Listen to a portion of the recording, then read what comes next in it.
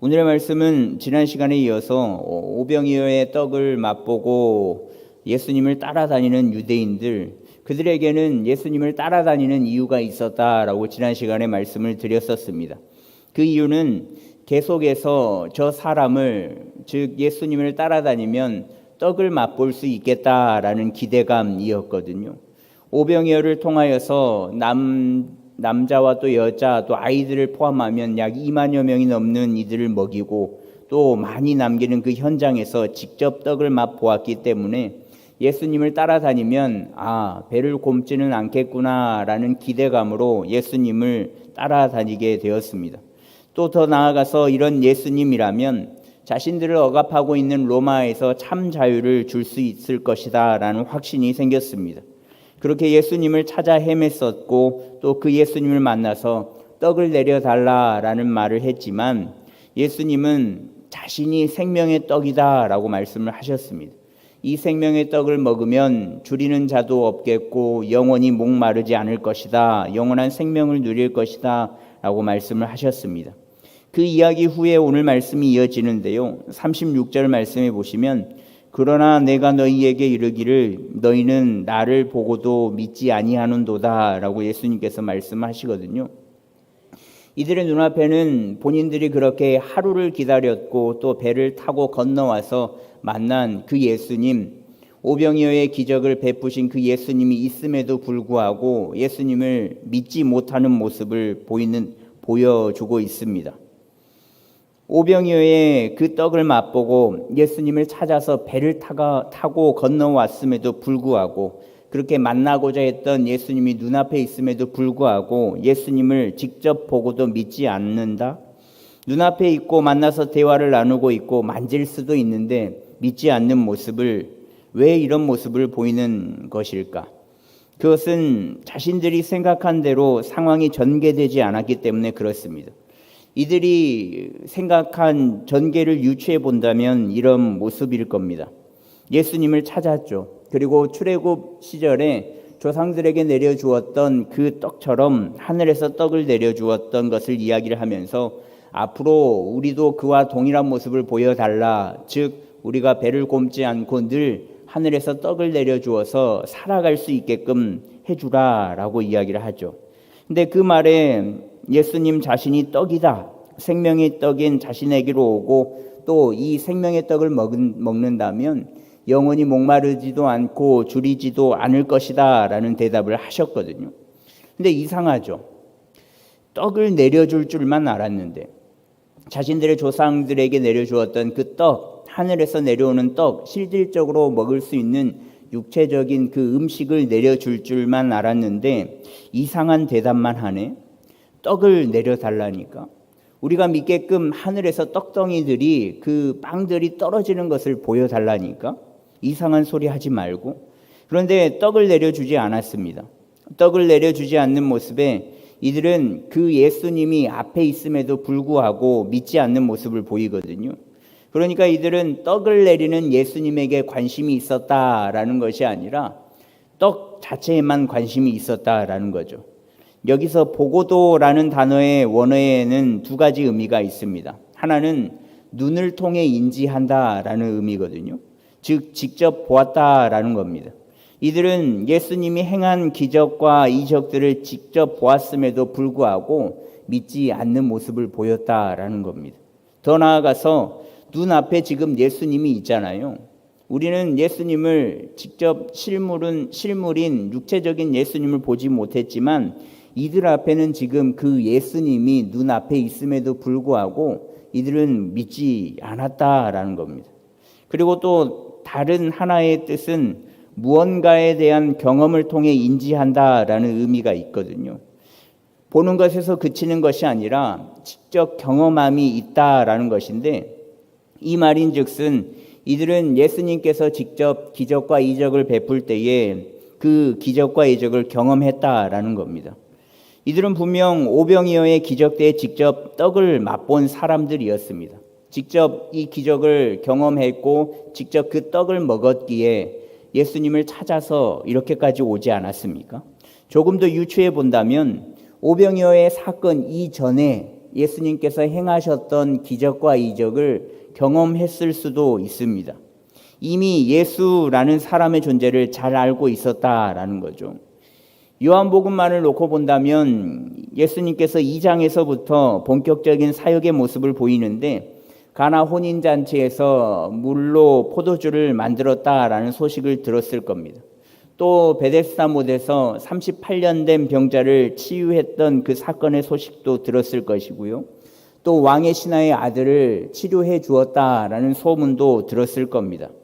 이런 기적을 베푸는 사람이다라는 소문을 들었고 더 나아가서 예수님께서 그 구약의 말씀을 인용하며 선포하는 그 말씀의 내용도 다 들었을 겁니다. 또 니고데모와의 대화, 또 사마리아 여인이 살고 있는 동네의 이야기도 예수님에 관한 모든 소식을 이 사람들은 분명히 접했을 겁니다. 그리고 또 예수라는 사람이 나타나기 전에 폭발적인 인기를 누리고 있었던 세례 요한이 그 예수라는 사람을 인정하고 세례를 주는 모습에 대한 이야기까지 이들은 지금까지 예수님이 등장하고 행하고 했던 모든 수많은 이야기들을 다 알고 있었을 겁니다. 더 나아가서 그 자리에 그 기적과 이적에 또 예수님께서 전하시는 그 말씀의 자리 가운데 있었던 사람들일 수 있고요.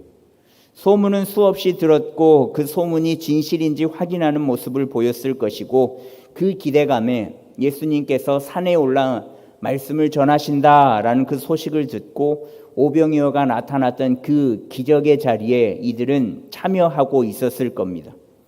예수라는 사람이 나타날 때마다 새로운 기적과 이적 그리고 병고침의 역사 또 주옥 같은 말씀들 들어서 알고 있고 보아서 알고 있는 이들이 그런데 눈앞에 있는 예수님을 보고도 믿지 않습니다. 믿지 못했다라는 것이 아니라 믿지 않았다라고 나타나고 있는데 하지 못한다와 하지 않았다라는 것은 완전히 다른 의미이거든요. 못한다라는 단어의 국어사전의 동사적 의미는 어떤 일을 일정한 수준에 못 미치게 하거나 그 일을 할 능력이 없다라고 나오거든요. 그러니까 그 일을 하고 싶음에도 불구하고 능력이 되지 않아서 힘이 없어서 그 일을 하지 않았다라는 겁니다. 그러니까 할 능력이 없다라고 나오는데 반대로 않는다, 않다라는 단어의 국어사전의 동사적인 의미는 어떤 행동을 하지 않는다라는 의미거든요. 그러니까 못한다라는 것은 그 일을 할 수 있는 능력이 없어서 못하는 것이고 하지 않는다라는 것은 그 일을 할 수 있음에도 불구하고 그 일을 안 하는 겁니다. 못하는 것은 자의적인 것은 아니다라는 것이죠. 하고 싶어도 못하는 것이고 하지 않는다라는 것은 할 수 있음에도 불구하고 안 하는 겁니다. 근데 지금 예수님 앞에 있는 유대인들은 36절에 보시면 믿지 아니하는도다라고 나타나고 있거든요. 그렇게 번역을 하고 있습니다. 이들은 예수님을 보고 믿지 못한 게 아닙니다. 예수님이네 안 믿겨져라고 이야기하는 게 아니라 보고도 안 믿었다라는 겁니다. 보고도 인정을 하지 않았다라는 겁니다. 보고도 행동하지 않았다라는 거죠. 자의적으로 믿을까 믿지 않을까 선택의 기로에서 자신들이 믿지 않는 것을 선택하여서 이 사람들은 예수님이 눈앞에 있음에도 불구하고 믿지 않은 모습을 보여주거든요. 지금까지 예수님을 그렇게 찾았고 또 하루를 꼬박 날을 새면서 기다렸다가 배를 타고 건너와서 겨우 어렵게 예수님을 만났습니다. 그렇게 찾아다니던 예수님을 만났는데 이들은 예수님을 직접 보고도 믿지 않았습니다. 왜냐하면 자신들이 생각한 예수님과는 다른 모습이었거든요. 자신들이 생각한 예수님의 모습이 아니었거든요. 만나서 우리가 이야기를 하면 그대로 이야기대로 해줄 거야. 만나서 떡을 내려달라고 하면 하늘에서 떡을 내려주겠지. 만나서 왕으로 세워서 압제해서 풀어달라, 이겨달라라고 부탁을 하면 이겨주겠지. 만나면 우리에게 참 자유를 주겠지. 그런데 우리의 요구가 아닌 다른 말을 하네. 다른 의미에서의 이야기를 하네. 그래서 믿지 않은 겁니다. 근데 이 본문을 보면서 참 안타깝다라는 생각이 들었거든요. 그렇게 찾아 헤맸잖아요. 그렇게 예수님을 만나고 싶어 했잖아요. 그렇게 만나고 싶어서 하루를 꼬박 세우고 배를 타고 만났잖아요. 그렇게 눈앞에 있음에도 불구하고 믿지 못한다, 믿지 않았다라는 그 모습에 참으로 안타깝더라고요. 그런데 이런 모습이 저에게도 있음을 발견을 했거든요. 더 나아가서 저뿐만 아니라 예수님을 믿는 많은 사람들에게, 많은 그리스도인들에게도 이런 모습이 있더라고요. 우리는 보통 우리에게 일어나는 일들에 대해서 두 가지로 해석을 합니다. 좋은 일이 일어나면 하나님의 은혜다, 또 기도의 응답이다 라고 생각을 하죠. 그런데 반대로 어려운 일이 일어나거나 감당하기 힘든 일이 일어나면 이거는 하나님의 은혜가 아니다, 사단의 장난이다 라고 생각을 합니다. 딱 그렇게 두 가지로만 나눕니다. 저는 여러분들에게 늘 좋은 일이 일어났으면 좋겠거든요. 늘 기도 제목이 없을 정도로 늘 행복해요, 기도의 응답이 있어서 늘 행복해요, 저 잘 살고 있어요, 앞으로의 삶이 늘 예수님 때문에 행복해요 라고 말씀하시면서 늘 웃는 모습들만 보았으면 좋겠습니다. 늘 사람을 살리는 일들만 가득했으면 좋겠습니다. 그런데 그런 일들만 일어나면 사실 인생이다라고는 이야기할 수 없거든요. 자신의 인생을 계획한 대로 이룩하고 이끌어 나간다면 인생이라고 이야기할 수 없을 뿐더러 하나님을 부정하는 모습이 되거든요. 하나님을 믿을 이유가 없게 되니까요. 본인이 하나님이 되어서 내 인생을 내가 이끌어 가버리니까 하나님을 믿을 이유가 없게 되어버린다라는 겁니다. 그런데 부정하고 싶습니다. 어려운 일이, 또 힘든 일이 생기면 그 일 자체를 부정하고 싶습니다. 이건 하나님의 은혜가 아니야, 이건 하나님이 하신 일이 아니야, 이건 하나님이 아닌 하나님의 반대 세력이 나를 음해하려고 하는 일이야 라고 말입니다. 그래서 그 일들이 일어나면 시험에 들었다, 시험에 빠졌다라는 말로 포장하려고 하지 않습니까? 근데 이런 모습은 오늘 성경 본문에서 보여주고 있는 유대인들이 나타내고 있는 그 모습과 동일한 모습이거든요. 우리가 하나님을 고백할 때 모든 것이 다 하나님의 은혜다라고 고백을 하잖아요. 모든 일들을 하나님께서 계획하셨고 그 일들을 인도하여 주셨고 또 그 모든 일들을 해결해 나아갈 수 있도록 인도하여 주시고 동행하여 주시는 분이 하나님이고 그 하나님의 은혜를 믿음으로 고백하면서 살아가지 않습니까? 그러면 좋은 일이 됐든 좋지 않은 일이 됐든 다 하나님의 은혜다라고 고백할 수 있어야 하는데 좋지 않은 일에는 하나님의 은혜라는 고백을 하지 않습니다. 예를 들어 볼까요? 예를 들어서 하나님께서 10가지의 일을 계획하셨다라고 가정을 해봅시다. 근데 자신이 보기에 이 10가지의 일 중에서 좋은 일, 안 좋은 일 딱 5대5로 일어났다고 생각을 한번 해보십시오. 그럼 하나님이 나를 위해서 계획하신 일은 몇 가지겠습니까? 덧셈 뺄셈 하실 줄 아시죠? 10가지의 일이 일어났는데 좋은 일 5가지, 좋지 않은 일 5가지. 그러면 하나님께서 계획하신 일은 몇 가지입니까? 속으로 생각하시면 되겠고. 근데 안타까운 것은 다수의 사람들이 5가지다라고 생각을 한다는 거죠. 그럼 5가지의 나머지 일들은 어떻게 해요? 이 일은 하나님의 계획하심이 아닙니까? 10가지의 일들이 다 하나님의 일임에도 불구하고 좋은 일 5가지만 하나님의 일이다라고 말하는 우리의 모습이, 저의 모습이 오늘 유대인들이 보여주는 믿지 않는 모습과 동일한 모습이다라는 겁니다. 내가 생각하고 판단했을 때 하나님의 일이 아니라고 생각되고 판단되면 그 일은 하나님의 일이 아니라고 단정해 버리는 것은 믿지 못하는 것이 아니라 믿지 않는 모습이라는 겁니다. 즉 하나님을 부정하는 모습이 되어버리는 거거든요. 근데 죄송한데 이 모습이 믿음이라고 이야기할 수는 없거든요. 이것은 믿음이라고 이야기하는 것이 아니라 그냥 욕심, 자신의 욕심이라고 이야기할 수 있는 것이지 이것이 나의 믿음이라고는 이야기할 수 없는 겁니다. 진짜 하나님을 믿고 하나님의 계획하심과 인도하심을 믿는 자라면 좋은 일 5가지 또 좋지 않은 일 5가지가 합산되어서 하나님께서 내게 계획하신 일이 10가지다라고 인정을 하고 매 순간 하나님을 인지하고 인정하며 나아가는 모습이 있어야 하거든요.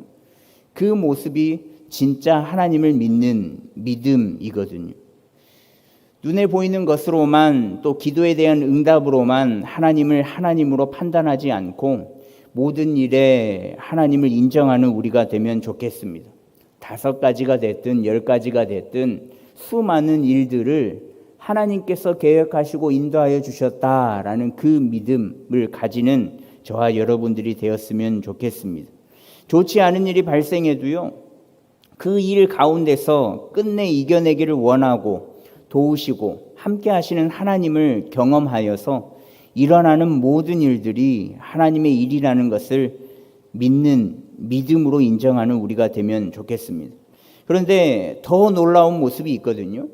오늘 말씀에서 유대인들은 계획한 바대로 또 듣고 싶은 이야기가 나오지 않았잖아요. 그 이야기가 나오지 않고 예수님께서 그 모션 행동을 취해주지 않아서 이들은 못 믿은 것이 아니라 믿지 않았잖아요. 그런데 이 믿지 않는 모습을 보이는데 예수님은 이들의 모습을 보고 무엇이라고 이야기를 이어가시는가? 37절에 보시면 내게 오는 자는 내가 결코 내쫓지 아니하리라 라고 말씀하시거든요. 예수님은 당신을 만나기 위해 온 사람들이 믿지 않는 모습을 보일 때, 야, 너희들 말고 나 제자들 많거든. 믿지 않으려면 가줄래? 라고 말씀하시지 않으셨습니다. 야, 너희들 잘못된 믿음을 가지고 있구나. 회개하고 와. 라고 말씀하시지 않으셨습니다. 그리고 쫓아내지 않으셨습니다. 그저 내게 오는 자는 내가 결코 내쫓지 않겠다라고 말씀을 하시거든요. 너희들이 언젠가는 정신을 차릴 텐데 정신을 차릴 때 그때에 내게로 오면 내가 결코 내쫓지 않겠다라고 말씀을 하고 계신다는 거죠. 당신에게 나오는 이는 결코 쫓아내지 않겠다라고 말씀을 하십니다. 더 나아가서 39절과 40절에 이렇게 말씀하시거든요. 39절과 40절 말씀을 한 목소리로 함께 읽겠습니다. 나를 보내신 이의 뜻은 내게 주신 자 중에 내가 하나도 잃어버리지 아니하고 마지막 날에 다시 살리는 이것이니라. 내 아버지의 뜻은 아들을 보고 믿는 자마다 영생을 얻는 이것이니 마지막 날에 내가 이를 다시 살리리라. 아멘. 예를 들어서 누군가가 여러분들에게 어떤 사람을 소개를 해줬다고 생각을 해봅시다. 예를 들어서 제게 이렇게 광양에 이렇게 친구가 이사가 왔어요. 청년이 이사가 왔어요. 제가 청년부 담당인데 모르시지는 않으시죠? 청년부 담당인데 제가 아끼는 조카예요. 제가 이렇게 아끼는 동생의 아들이에요, 딸이에요. 목사님 잘 부탁드려요라고 부탁을 하면 제가 잘 맡아볼게요라고 그냥 거들떠도 안 보고 이름도 안 물어보고 연락도 안 하고 그러겠습니까? 부탁을 하셨으니까 다른 청년들한테 미안한데 한 번 더 연락을 하지 않겠습니까? 청년들 500원짜리 사주면 600원짜리 사주지 않겠습니까? 조금 더 신경을 쓰려고 하겠지요. 왜냐하면 소개를 받은 자잖아요. 그런데 예수님께서도 이 말씀을 하고 있는 거거든요. 하나님께서 내게 이 땅에 있는 모든 사람들을 내게 맡겨주셨으니까 나는 이 사람들을 내쳐버릴 권한이 없다라고 말씀을 하고 있는 겁니다. 하나님께서 이 사람들을 다 보내주셨으니까 내게로 올 때까지 나는 내쳐버릴 권리가 없다라고 말씀을 하고 계시는 거거든요. 그래서 보고도 믿지 않는 사람들에게 저주를 퍼붓는 것이 아니라 썩 꺼지라고 이야기한 것이 아니라 그들을 위해서 내가 끝까지 책임지겠다. 결코 내게 오는 이들은 내쫓지 않겠다라고 말씀을 하고 계시는 겁니다. 보고도 믿지 않은 사람들을 위해서 말입니다. 근데 이 말씀은 우리에게도 동일하게 접목되는 말씀이거든요. 여러분들 예수님 믿으시잖아요. 예수 그리스도를 믿으시잖아요. 보고 믿으십니까? 아니면 보지 않고 믿으십니까? 혹 보고도 믿지 않으십니까? 그냥 믿지 않으십니까? 근데 이곳에 나온 우리는 예수님을 보지 않고도 믿었으면 좋겠습니다. 보아도 믿지 않는 이들과 달리 보지 않고도 믿는 성숙한 믿음을 소유하는 우리가 되었으면 좋겠습니다. 보이는 것에만 혈안이 되어서 보이지 않으면 하나님이 계신가? 하나님이 진짜 일하고 계신가? 성령 하나님께서 진짜 나의 삶을 운행하여 주고 계신가? 하나님의 존재 유무를 다시금 생각하고 교회를 나간해 만에 헌금을 한 해 만에 믿는다고 말하기 부끄러운 모습은 이제는 없었으면 좋겠습니다. 날이 갈수록 보이는 것에만 집착하여서 보여야만 믿는 것이 아니라 보이지 않음에도 하나님께서 나를 자녀 삼아 주셨고 예수 그리스도께서 성육신하여 주셔서 우리의 죄를 짊어지시고 대신 죽어 주셨으며 구원하여 주셨다라는 것을 인정하고 믿는 성숙한 우리가 되었으면 좋겠습니다. 그런데 마음을 먹고 결단하고 결심해도 그렇게 극단적으로 변화되면 좋겠는데 사실 그렇게 되지는 않거든요. 나는 아직 그런 단계에 다다르기까지 멀었다. 나는 늘 성장하고 있다. 나는 늘 배가 고프다. 시간이 더 필요하다라고 생각하는 분들이 있을 겁니다. 그러면 나는 포기를 해야 하는 건가? 전혀 변화되지 않는 삶 가운데 내가 과연 하나님을 믿는 사람인가? 그럼 나는 이제 믿지 않아야 한다는 건가? 근데 중요한 것은 믿을 때까지 예수님은 우리를 포기하지 않으신다라는 겁니다. 포기하지 않으시되 끝까지 포기하지 않으시거든요. 직접 보고도 믿지 않는 모습을 보일지라도 사실 그 모습은 가룟 유다가 배신하는 모습과 같은 모습이거든요. 보고도 믿지 않는 거잖아요. 그럼에도 불구하고 예수님께서는 하나님께서 당신에게 맡겨준 사람이라고 생각하시기에 그 사람이 돌아올 때까지 모든 인류를 포기하지 않으십니다. 이 모든 인류가 하나님을 믿어 구원에 이르기를 원하는 마음으로 기다려주시되 끝까지 기다려주시는 분이 우리가 믿는 예수님이다라는 거죠. 또 예수님께 나오는 자는 결코 내쫓지 않으십니다.